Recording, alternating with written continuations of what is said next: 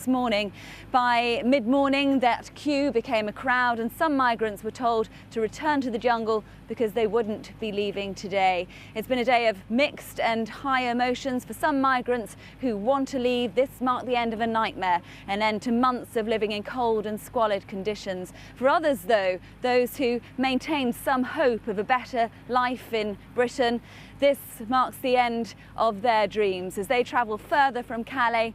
They travel further from those dreams coming true. This report comes from Lucy Williamson. They crossed continents to get here. Today, thousands queued to leave. Hours standing in the cold, a better bet than one more day in the jungle camp. The reward, a seat on one of 60 buses. But a ticket out of Calais doesn't guarantee asylum, either in France or in the UK. And even those like Maddie, who are impatient to leave, reserve the right to come back. I will go with the people and maybe I come back and I will try again. Yeah. Why is it I like France, but it's not my dream. Next to him, Abdou says he's finished with his dreams of England and wants to settle in France. I hate England now, he said. They don't like people from the jungle and they closed the border. People have been queuing here since 4 a.m. to board one of the buses bound for reception centres across France. Their motivation for coming here to Calais was once all about the final destination, their dreams of England. Now, many are ready to go anywhere, just to get out. Inside the processing centre, people are split into queues. The vulnerable, families, lone children, and everyone else. Their names, ages and origins noted, but not checked. They're 14 and they need to be there. They're given a choice of destination. French names in unfamiliar places. A new temporary address. President Hollande said he wanted to send a message that Calais wasn't a staging post for migrants, but a dead end. Many here say that much is already clear. The UK has become harder to reach, and there was optimism today among some of those who've decided to leave. But a local MP told us that didn't mean Britain's role here was over. It's an international scandal that there are several hundred children, some as young as 10, stuck here, despite having family in the UK. Britain is not meeting its obligations. Among those joining the queues today were 4 siblings from Afghanistan, clinging to an English-speaking friend. Their mother had asked him to take her children and make their case for asylum in England. 4 small lives among the thousands saying goodbye to Calais, unsure of what the future has in store.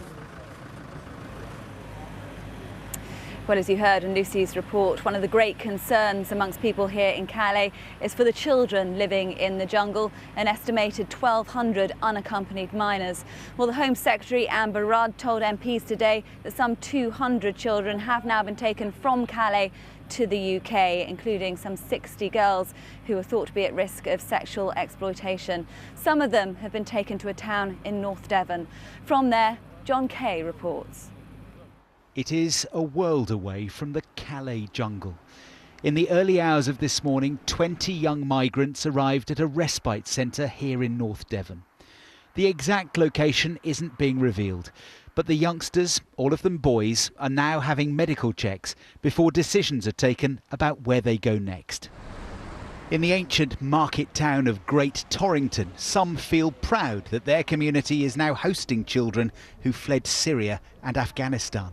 It's not their doing, it's not their fault, and I mean, I've got a little chap of my own, and ultimately you just want any child to be safe, and if we've got the ability to do that, then why not? We're a local, small, close-knit community, and we don't want that lot here. But this man told me many locals are angry that the child migrants have been brought here without public consultation. Send them back where they come from. Why is it our problem? We can't look after our own, so why look after everybody else? It's disgusting. Apparently they won't be here for very long. They'll be sent to other places. And Wednesday, I was told, but that's 2 days too long, isn't it? 200 child migrants have come to the UK from Calais in the last week. Initially, they're processed at a complex in Croydon before being sent to residential centres like the one in Devon. It's the Home Office rather than local councils who are funding the programme. Tonight, the government said the youngsters included 60 girls at risk of sexual exploitation. When children arrive in the UK, the first question is to try and establish do they have family members that they could go and stay with and what their circumstances are. Younger children will tend to go pretty quickly into the care of a foster family because we always try and make sure they're in a supportive family environment. Older children who may be school leavers, who may have been living independently in another country before they came to Britain, are more likely to go into independent accommodation, a bit like university halls of residence. It's hoped most of the children who've arrived here in the southwest of England today may only be here for a couple of days.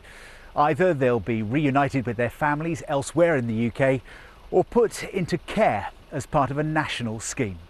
John Kay, BBC News, North Devon. Now, it's been 7 years in the making, but it's taken just one region of one of the EU's 28 member states to slam on the brakes. CETA, or the Comprehensive Economic Trade Agreement, is a free trade deal between the EU and Canada and is the most ambitious to date, but now might not be signed as planned. This Thursday, the Belgian Prime Minister said the deal can't go ahead after he held talks with regional leaders today. Now, CETA aims to eliminate 98% of tariffs between the EU and Canada, but for the deal to go ahead, the agreement from all members is needed. For Belgium, that means all three regions will have to agree, including Wallonia, and that's the problem. The French-speaking region has blocked the deal. It wants more guarantees to protect its farmers and stronger safeguards on things like environmental standards. It's completely undemocratic. There are no other words. It's a treaty that's been negotiated secretly for years now. And now when a government requests to speak about some points that seem impossible for them to agree to, they face ultimatums, threats. It is just not democratic.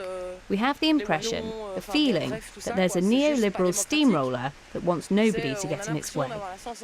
To me, it's perfectly clear. It is a reason to be proud.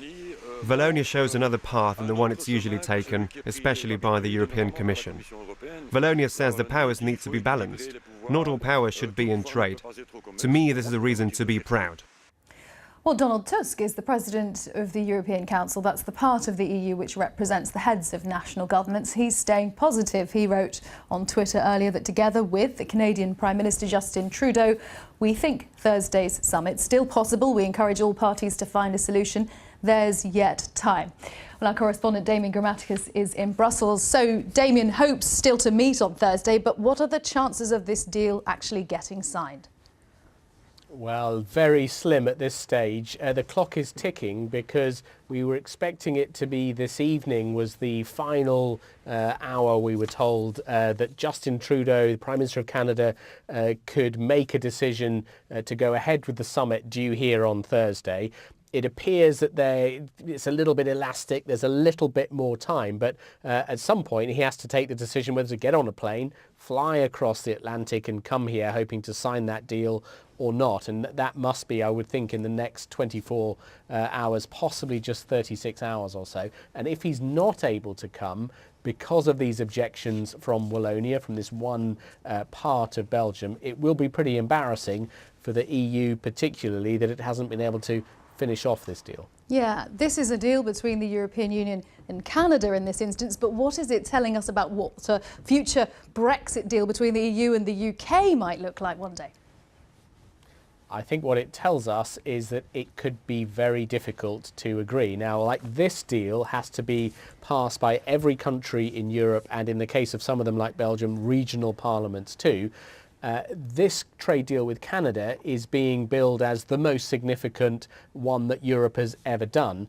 But the Brexit deal, everyone is expecting, could be far more complicated than this. And so you can well imagine that once that Brexit deal has to pass a hurdle, which is every country and regional parliaments too, if it is passed in the same way. There are options to do things slightly differently, but it could well face this same sort of process. You can imagine many, many difficulties to come for the UK trying to secure a deal with Europe, and that could bode for some difficult times. The other crucial thing I think to say about this is it could have an effect even before any deal comes here from the UK, because investors looking at the UK, wondering whether to put money into the UK, thinking, is there likely to be a deal agreed in the coming years, may look at this and think this makes them nervous because the UK may not secure a deal for some time with the EU. On the basis of this, they may take that decision. We'll see how this plays out. Damien, thank you very much. Damien Grammaticus in Brussels.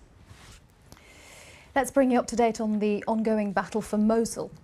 Iraqi special forces say they've gained ground in fighting with Islamic State militants east of the city after shelling IS-held positions. Peshmerga troops say they've cut off the town of Bashika, and they continue to push IS fighters back from around the town of Bartella. Now, Bashika is important in this fight as it's crucial to supply routes into the city. On Sunday, in an apparent attempt to divert attention and resources away from Mosul, IS fighters launched an attack on Rutba in the west of the country. And 2 days ago, IS fighters did something similar when they tried to take the city of Kirkuk, that's just south of Mosul. If you want more on the fight for Mosul, just go to the website. All the latest developments there, including why other regional powers like Iran, Turkey and Saudi Arabia are so interested in the conflict. That's at bbc.com/news. Now, Scotland's First Minister Nicola Sturgeon has said she doesn't think the British government has a negotiating position yet for exiting the European Union. She was speaking after what she described as very frank talks with the British Prime Minister Theresa May, which also brought together the leaders of Northern Ireland and Wales. Mrs May said she would strike a deal that works for the whole of the UK. Sarah Smith reports. The United Kingdom voted as a whole to leave the EU, but Brexit is seen very differently in each of the 4 nations of the UK. Scotland voted decisively to remain. Northern Ireland also voted to stay in, whilst Welsh, like English voters, chose to leave. But the leaders of the devolved nations all want the Prime Minister to listen to their concerns. They're sceptical about a new committee which will include them and the Brexit Secretary David Davis. They really want a seat at the table when the real decisions are being taken. Nicola Sturgeon wants full membership of the EU single market for Scotland and new powers for the Scottish Parliament, threatening to call a second referendum on independence if she doesn't get it. The Prime Minister thinks you're bluffing about a second independence referendum, that you wouldn't dare do it, and therefore she doesn't have to listen to you on this. Well, there is nothing about what I'm doing just now that is bluffing or game playing. This is not a game, it's not a game of chicken, it's not a game at all. I am absolutely serious when I say that I will do whatever it takes to protect Scotland's interests. Nicola Sturgeon says she found today's meeting deeply frustrating. She came here with a clear set of demands to keep Scotland in the European single market. She's not convinced the Prime Minister was listening. Northern Ireland's First and Deputy First Ministers may not agree with each other over Brexit, but share the demand to be part of the negotiations. I think what's important for us is that we're involved very much in the heart of that process, so that when issues arise during the negotiation, that we can be part of answering the issues that come to the fore. No one seemed to leave the meeting with a clearer idea of what Brexit might look like. What we need more than anything else is greater certainty from the UK government as to what exactly the principles of negotiation will be. We don't have that yet. From Downing Street to Parliament, the PM insists she will work for the best deal for the UK as a whole. There will be difficult moments ahead, and as I've said before, it will require patience and some give and take. But I firmly believe that if we approach this in a constructive spirit, we can ensure a smooth departure. The Prime Minister is committed to keeping the UK together and leaving the EU together. But how she does that could strain what she calls our precious union. Sarah Smith, BBC News, Westminster.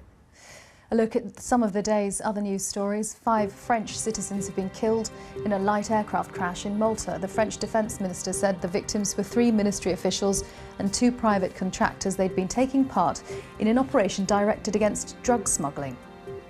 A Christian-owned bakery in Belfast in Northern Ireland has lost an appeal in a landmark equality case. The court ruled that the bakery had discriminated against a customer by refusing to bake a cake with a message in support of gay marriage. The family-run Asher's Bakery had argued that the decoration contradicted their beliefs.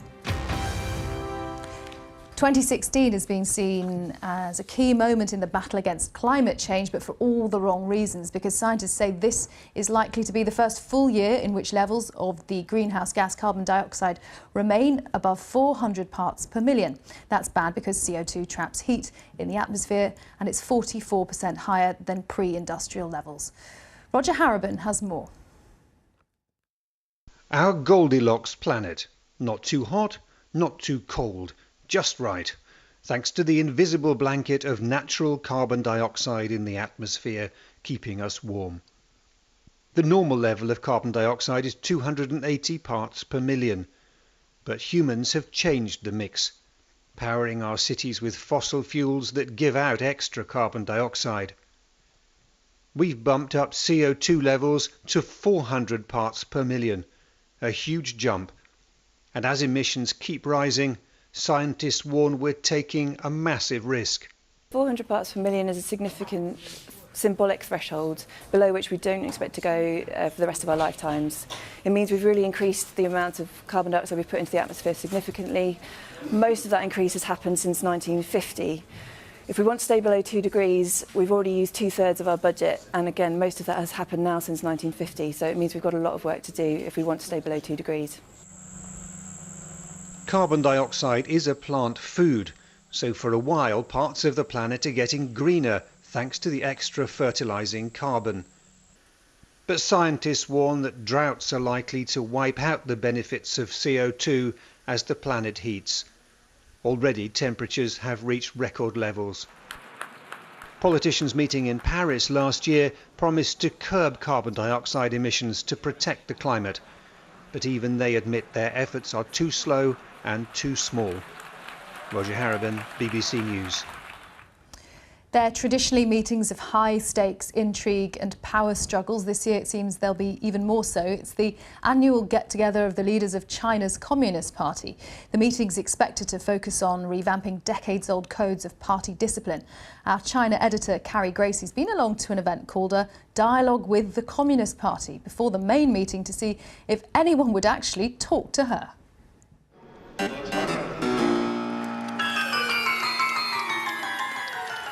A kind of coming out party to say we walk tall in the world. They say they want a frank, deep and constructive exchange of ideas with the outside world. Of course, China's Communist Party typically not that open to ideas from the outside world, especially the international media. Let's go inside and see what dialogue actually means.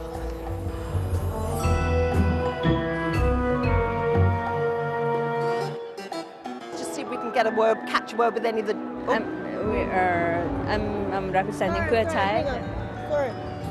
Sorry? Oh, I'm sorry. I think we have to go. Okay. I think we're being ejected from the delegate section. Stop.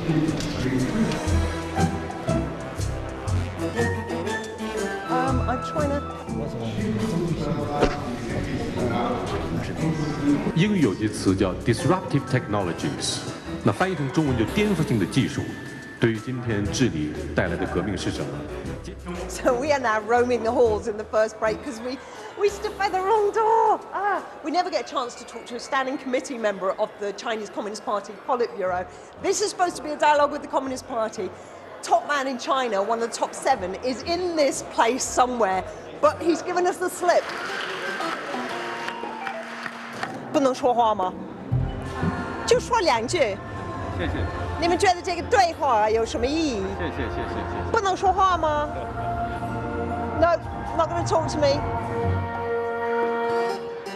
So it's not even midday, and they seem to be packing up the main hall.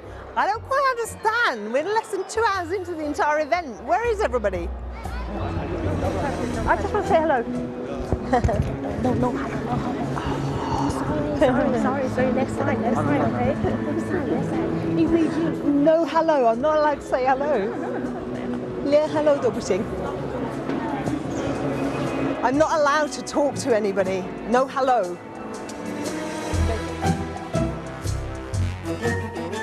Within the party, with quiet deliberations, which is a more effective form of policy making, by the way. Why?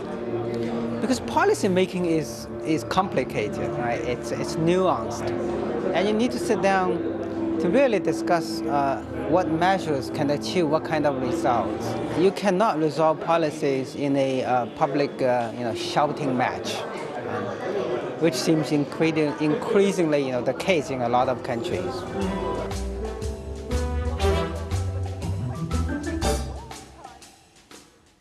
Carrie Gracie not having much luck with her dialogue with the Chinese Communist Party. Now, some sad news from the music world, and Pete Burns, the singer from the band Dead or Alive, has died after suffering a cardiac arrest. His management said he died suddenly on Sunday. He was described as a true visionary and a beautiful, talented soul. He was 57 years old. The British pop band Dead or Alive found success in the 80s. They had 2 singles reach the US top 20, including You Spin Me Round Like a Record. Now, staying with the music world, to a legend of 1960s rock culture, the Velvet Underground and Nico album came under the spotlight for its controversial content back then. Next year is the 50th anniversary of its release, and to celebrate, founding member John Cale will, for the first time ever in the UK, play the whole album live in Liverpool. Our entertainment correspondent Colin Patterson went to meet him.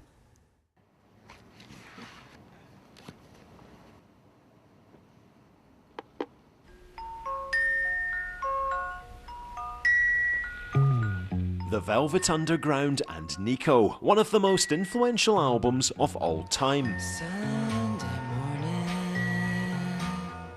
We were in an apartment in the Lower East Side. It was a Sunday morning, and it was after a late night. So you get those